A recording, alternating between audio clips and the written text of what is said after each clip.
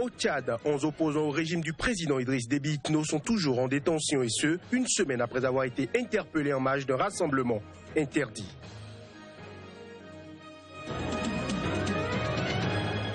Le président sud-africain Jacob Zuma, englué dans des scandales de corruption, sera entendu le 3 décembre par la commission intégrité du Congrès national africain. Et ce, au sujet de l'état du parti. Enfin, le Conseil national du patronat du Bénin a tenu ce vendredi à Cotonou une assemblée générale élective. À l'issue des travaux, c'est le président sortant, Sébastien Ajavon, qui a été réélu à la tête de l'instance.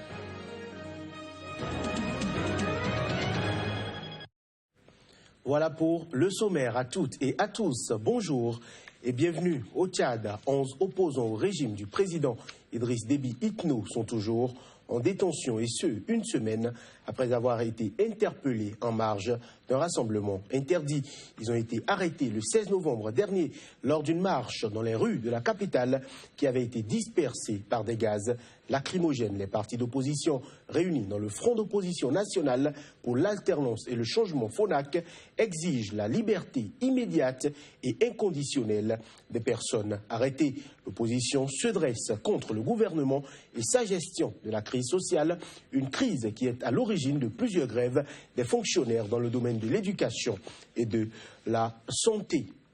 En Côte d'Ivoire, le président Alassane Dramane Ouattara a procédé hier vendredi à un remaniement technique de son gouvernement avec deux limogeages. Il s'agit du ministre des Affaires étrangères et celui de la construction et de l'urbanisme, tous issus d'un parti qui a quitté la coalition présidentielle. Et ceci en raison d'un désaccord sur le nombre de circonscriptions attribuées au parti par le pouvoir pour les législatives du mois prochain. Ainsi donc, Amon Tano succède désormais à Albert Touakeus Mabri à la tête de la diplomatie ivoirienne. Le Conseil national du patronat du Bénin a tenu ce vendredi à Cotonou une assemblée générale élective. À l'issue des travaux, c'est le président sortant, Sébastien Germain Ajavon, qui a été réélu à la tête de l'instance fêtière des patrons du secteur privé béninois pour les 5 prochaines années. Le président du groupe Kajaf Komon a été reconduit à la tête d'une liste de 21 membres composée pour la plupart des acteurs du bureau sortant. Reportage Emmanuel Crépi, juste d'Henrissou. Le Conseil national du patronat du Bénin a procédé au renouvellement de ses instances dirigeantes. C'était lors d'une assemblée générale élective qu'il a tenue ce vendredi à Cotonou. Occasion pour l'équipe sortante, avec à sa tête le président Sébastien Ajavon, de faire un bilan du mandat qui arrive à son terme. La tâche n'était pas facile, mais nous avons su évoluer en ayant toujours à l'esprit l'unité d'action du secteur privé. Nous ne saurions prétendre que tout a été fait. Nous aurions certainement pu mieux faire si le contexte l'avait favorisé.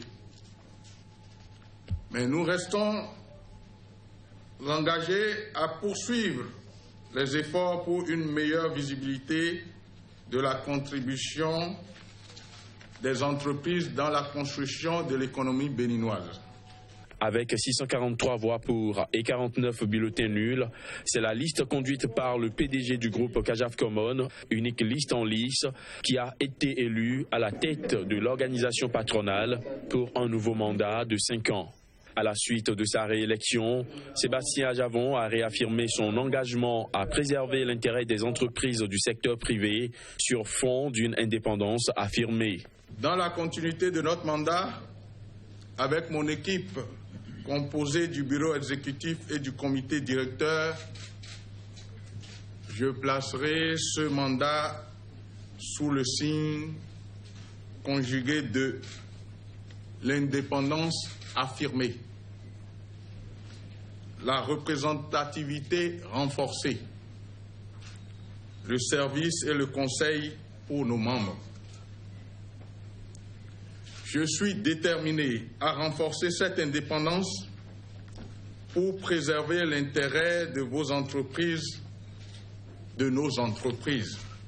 21 membres composent la nouvelle équipe du Conseil national du patronat du Bénin. Toujours au Bénin, s'est tenu le 5e congrès ordinaire du syndicat indépendant des travailleurs de la Société béninoise d'énergie électrique, SBEE. C'était ce vendredi à la Bourse du Travail de Cotonou. L'objectif est de procéder à la révision des tests et au renouvellement du bureau d'IDI syndicat. Reportage. Travailleurs, unissons-nous pour la redynamisation de la lutte syndicale.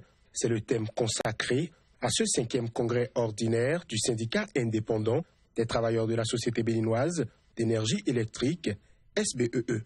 Une assemblée générale avec pour objectif l'élection de nouveaux bureaux et la relecture des tests qui régissent l'organisation syndicale. Ce congrès qui vient à point nommé annonce le départ des réformes à faire dans la vie syndicale à la SBEE.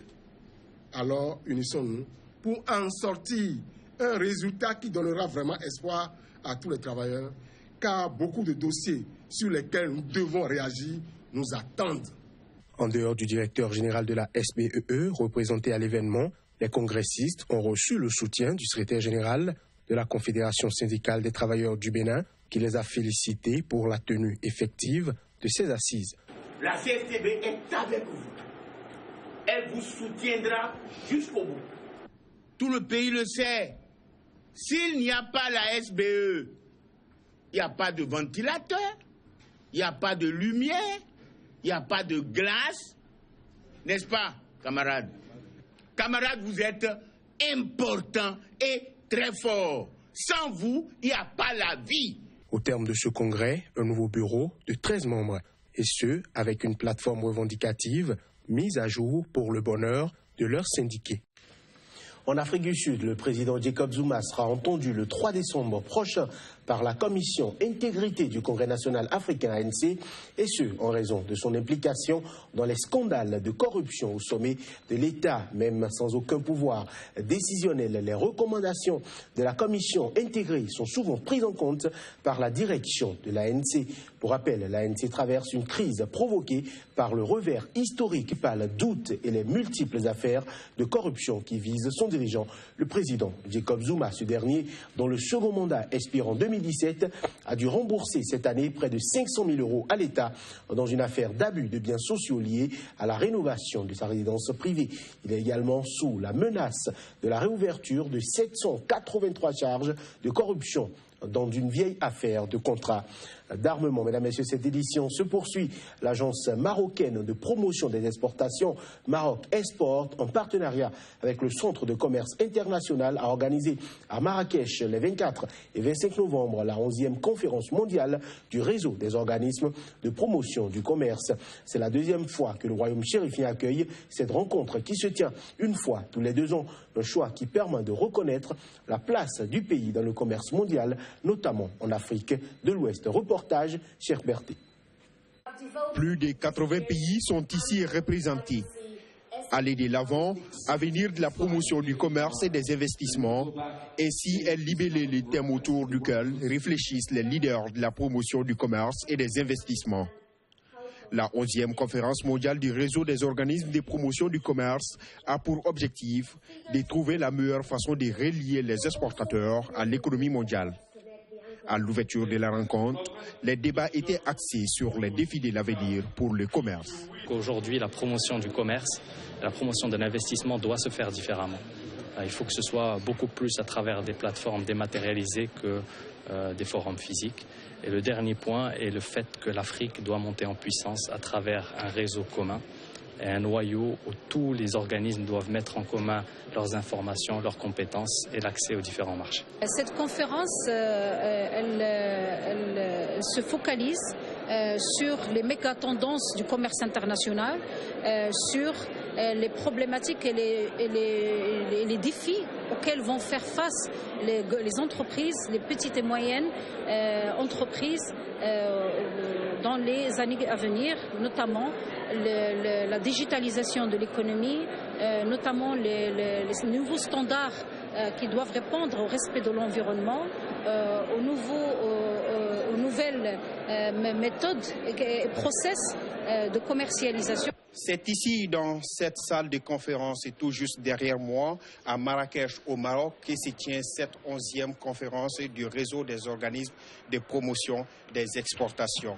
150 participants venus du monde entier, dont 30 de l'Afrique, partageront ici les meilleures pratiques liées à leur stratégie nationale de promotion des exportations et des investissements. Les participants examineront également le rôle des normes dans la chaîne des valeurs internationales et dans l'émergence de l'Afrique comme destination de l'investissement et du commerce durant les prochaines années. La jeunesse togolaise à l'école de la technique de prise des décisions internationales, les accords sur les changements climatiques ont servi d'exemple lors d'une séance de sensibilisation des jeunes à Lomé. Ferdinand Gadé, notre correspondant au Togo, pour le reportage. Ils sont plusieurs, ces jeunes Togolaises et Togolais, à prendre part à la séance de sensibilisation sur les techniques des décideurs des accords sur le climat. Bon, à l'issue de cette formation, je compte vraiment apprendre comment se font les négociations à ces grandes réunions et en même temps me préparer, puisque nous sommes la relève de demain, me préparer à ce que quand je serai vraiment à ces réunions, je sache quoi faire. Organisée à la veille de la COP22 qui a lieu cette année à Marrakech au Maroc, cette séance projette l'image de cette 22e rencontre sur le climat à ses futurs cadres togolais selon l'initiateur. Cette formation nous permet non seulement de sensibiliser l'ensemble de la jeunesse sur les questions liées au changement climatique, mais de les former sur les différentes techniques de négociation climatique. Vous êtes sans savoir que lors des négociations, il y a des manières que les vrais pollueurs utilisent pour endormir surtout les différents participants qui viennent des pays en voie de développement, pour les endormir, pour ne pas faire partie des grandes décisions qui se tiennent aux grandes réunions. Une telle séance dans d'autres domaines nationaux et internationaux peut non seulement enrichir la culture générale de ses apprenants, mais aussi va leur servir d'un canal d'orientation académique selon ses participants. En France, les finalistes de la primaire de la droite pour la présidentielle, François Fillon et Alain Juppé, prônent tous deux une cure économique sévère. Ils divergent néanmoins sur le degré de libéralisme économique, la politique étrangère et leur vision de la société. Les images. Le favori de la primaire de la droite, François Fillon, qui porte un projet radical pour la France, et l'outsider, Alain Juppé, jettent ce vendredi leur dernière force dans la bataille avec l'espoir de se placer en pole position pour la présidentielle de 2017. Face à une gauche impopulaire et divisée, le vainqueur de ce scrutin, qui sera désigné dimanche, a toutes les chances, selon les sondages, d'être élu président en mai face à la chef de l'extrême droite, Marine Le Pen. Lors de l'ultime duel télévisé de cette primaire inédite à droite, l'ampleur des réformes qu'il préconise a dominé les débats à coups de chiffres et sans grand éclat. Ne fera pas dans la fonction publique une réforme consistant à proposer aux fonctionnaires de travailler 39 heures, 37 heures. Ça ne se fera pas. Eh bien, c'est là où je suis en désaccord. C'est un point très important. C'est un point les paris parce que ce n'est pas juste. Pourquoi c'est pas juste? Parce que ce n'est pas juste. C'est juste qu'un salarié travaille 39 heures et pas un fonctionnaire. Un salarié qui va travailler 39 heures, il va être payé de 39 heures. Mais ça dépend. Sauf des cas exceptionnels. Pas dans toutes les entreprises. Non, ce n'est pas juste. On ne peut pas demander à des fonctionnaires de travailler plus pour gagner moins. Là, c'est une différence important. Selon un sondage après l'émission, le favori a été jugé le plus convaincant par 57% des téléspectateurs contre 41% pour Alain Juppé. Les derniers sondages promettent à Fillon une victoire avec 65% des suffrages. L'ancien président Nicolas Sarkozy, 61 ans, a lui été sèchement éliminé dès le premier tour. Et quelle que soit l'issue du scrutin, il sera suivi d'une accélération dans le camp socialiste qui prévoit d'organiser à son tour une primaire en janvier et demande aux prétendants de se déclarer avant le 15 décembre. Voilà qui met un terme à ce journal. Merci de nous avoir suivis. Agréable journée à chacun et à tous.